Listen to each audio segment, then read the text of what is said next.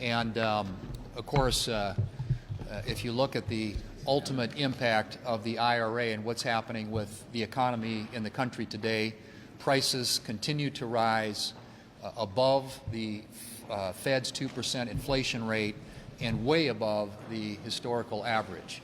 So the American people continue to deal with the economic impacts of high inflation generated by the IRA. And also you've got now new studies out. The Congressional Budget Office, the Joint Committee on Taxation, have both come out with studies that suggest that provisions in the NRA, or IRA, I should say, that deal with the Green New Deal are going to be hundreds of billions of dollars more than what was projected to cost. And so this continues to be a reason why the American people are experiencing the economic impacts of high inflation and higher interest rates, so much so that if you look at the impact on the average American, it's resulting in a 6% loss in the value of their assets, or in other words, about $34,000 per person in this country. That's the cumulative effect that higher inflation coupled with higher interest rates as a result of all the passage of this massive government spending bill the Democrats put through. And we found out this week that billions of dollars, literally billions of dollars of the IRA went to foreign companies. And so the American people have good reason to ask about Bidenomics and what is the real impact of Bidenomics. On the other hand, what Republicans have been working on this week is the Defense Authorization Bill, which is a critical priority for this country. National security has to be job one for the American people. And we have worked in a constructive way, to get the bill to the floor, to get amendments considered, made an order, voted on. We've had 16 voted on already, in addition to the 500 provisions that were included in the base bill, 250 amendments adopted at markup, and 51 amendments adopted in a substitute when it came to the floor. That's the kind of thing that we ought to be focused on in this country, which really speaks to the essential needs of the American people, rather than passing these Green New Deal fantasies that cost way more than they're projected to cost and contribute to the higher inflation, the higher interest rates that are leading to reduced asset values for the American people.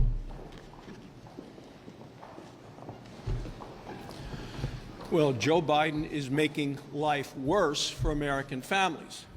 When you ask people, is your life better or worse under the Biden policies, only 1 in 5 people say that it's actually made life better.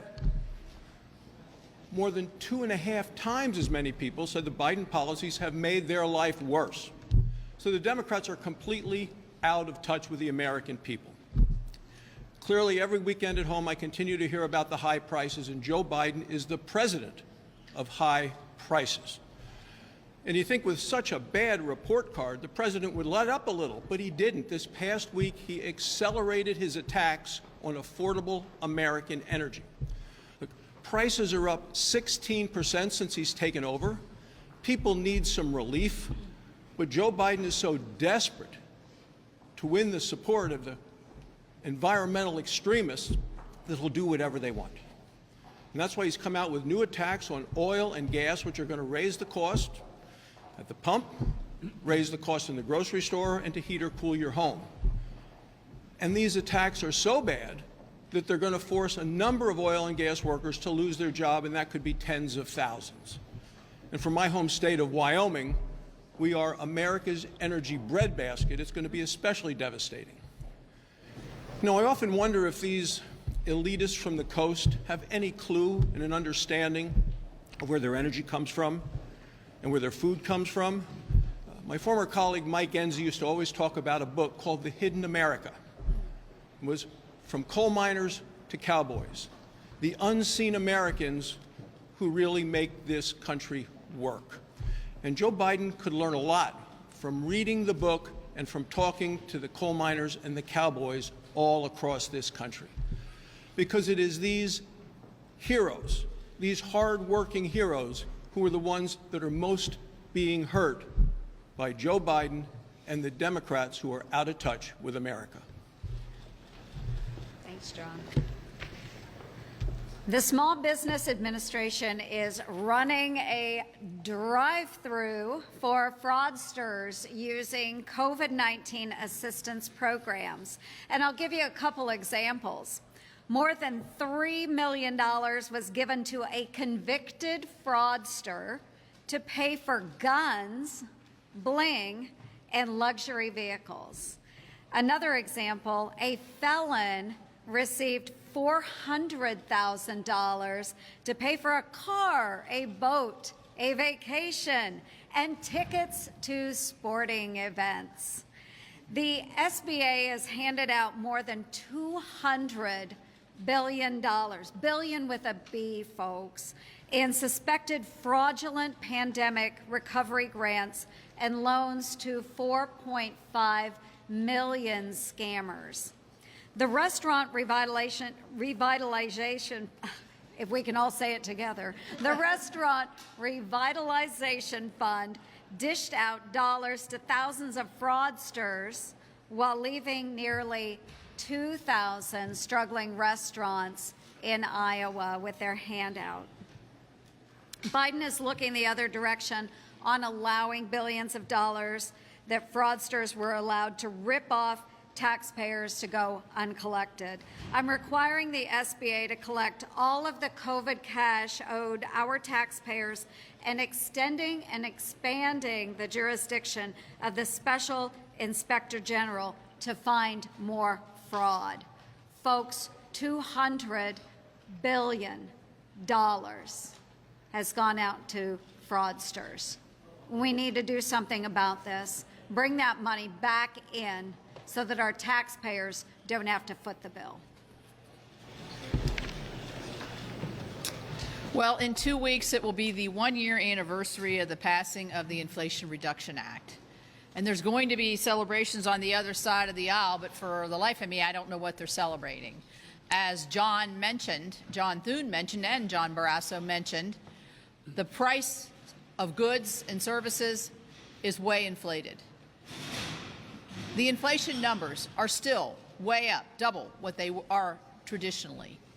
People are paying more and getting less everywhere. And yet, this Inflation Reduction Act, which I always put Inflation Reduction Act in parentheses because it doesn't do that. It's just a hoodwink title.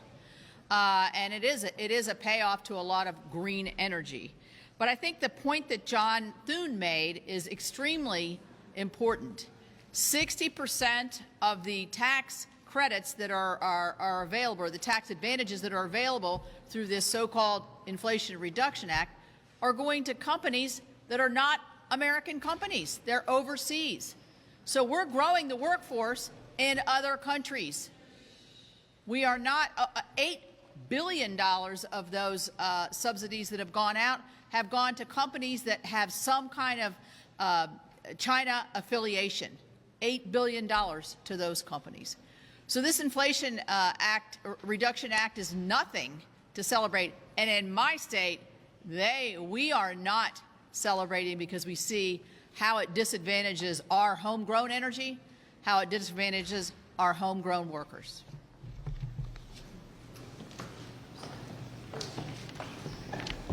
Not long after Vladimir Putin invaded Ukraine, I was having a conversation with a prime minister of a European country. They had a balanced energy portfolio in their country. He was lamenting the choices that some other European leaders had made in shutting down baseload power and the mess that Europe was in because of dependence on Vladimir Putin's natural gas and lacking a balanced energy portfolio. And he said to me, a vision without a solid action plan is a hallucination. Then we went on to talk about the fact the world is going to need 50% more energy in the next 25 years than it currently needs today. So we're going to need more energy choices, and it shouldn't be a choice between either renewables or conventional sources. We truly need both. We need to expand our portfolio of choices, not to allow the Biden administration to have this disastrous and very dangerous vision of stopping and replacing all conventional sources of energy. Last week, Made in American Energy took yet another hit from this administration. The Department of Interior proposed a new rule that would increase the cost of energy production in our country, estimated at about $2 billion between now and 2031. As with any industry, these costs will get passed on to the consumer, and Americans are seeing that at the gas pump with higher gas prices as we speak. Once again, this administration has shown us where their loyalty lies. It's with radical environmentalists instead of with Montanans and with American energy producers. What's worse is that every single one of my Democrat colleagues in the U.S. Senate paved the way for this egregious rule. Remember, before the Democrats passed their hyperinflation bomb a year ago, I worked to strip language that would increase the cost of energy production. They wanted to increase the cost. We tried to strip that language out. Only one Democrat was needed to vote with us and with the rest of my colleagues to stop that. Unfortunately, every single Senate Democrat gave Biden the green light to continue on this anti-energy warpath. Instead of working to support more American-made energy, Biden and the Democrats are tearing it down virtually at every turn, and we see it across the board. We must reverse this course before it's too late and get back to incentivizing and unleashing more Made in America energy. Could you address what happened here at the start of the press conference, and was it related to your injury from earlier this year where you suffered a concussion? Is that No, I'm fine. you're fine? You're fully able to do your job? Yeah. Mr. Lear, can I just get your reaction to what appears to be Hunter Biden's plea deal falling apart? What are your thoughts? Well, there are a lot of people in the House who are better lawyers than I am, and it's a bit confusing now. I'm not sure what happened this morning, but to the extent that it looks like the administration is treating Democrats more favorably than Republicans, I can understand why people in the House are upset about it. Yeah. Do you see any merit in an impeachment inquiry into President Biden? Well, you know, I said 2 years ago when we had not one but two impeachments that once we go down this path, it incentivizes the other side to do the same thing. Impeachment ought to be rare rather than common. And so I'm not surprised that having been treated the way they were, House Republicans last Congress, begin to open up the possibility of doing it again. And I think this is not good for the country to have repeated impeachment problems. The state of Alabama just moved forward with congressional map to essentially define what the Supreme Court had told them to do. Are you comfortable with that, or should they comply with the Supreme Court order?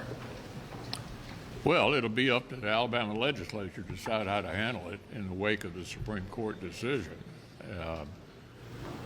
I have no idea how this ultimately ends, but I gather from reading the articles, the Alabama legislature thinks that they are compliant with the Supreme Court decision. We'll see. There'll probably be litigation again. Senator Collins says that the Appropriations Committee will get all its bills done, but she's uncertain as to what Schumer will do in September with regards to allocating floor time. What would you like to see happen in September in terms of the appropriations bills? Well, we've come a lot further this Congress than we did the last. Tomorrow, I think the Appropriations Committee will report out at least 4 more bills.